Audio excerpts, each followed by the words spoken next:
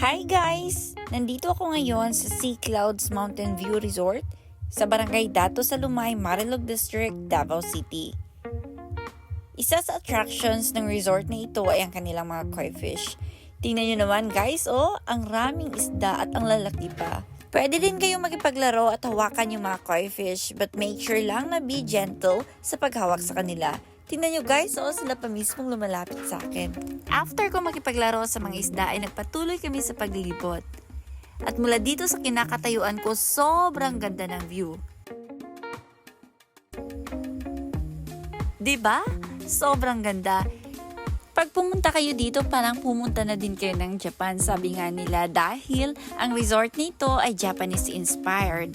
Sa sobrang ganda ng resort na ito ay nag-TikTok na din ako, yung isa sa mga trending ngayon sa TikTok.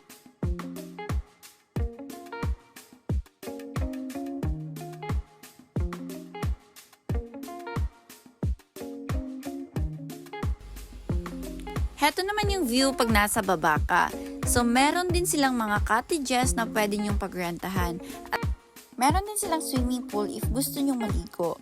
Isa ang Sea Clouds Mountain View Resort sa mga lugar na dapat nyong bisitahin pag pumunta kayo ng Davao. Dahil dito makakapag-relax talaga kayo at magkakaroon kayo ng peace of mind.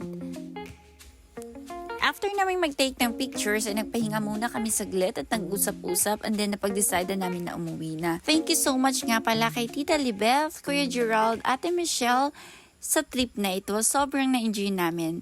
Thank you so much!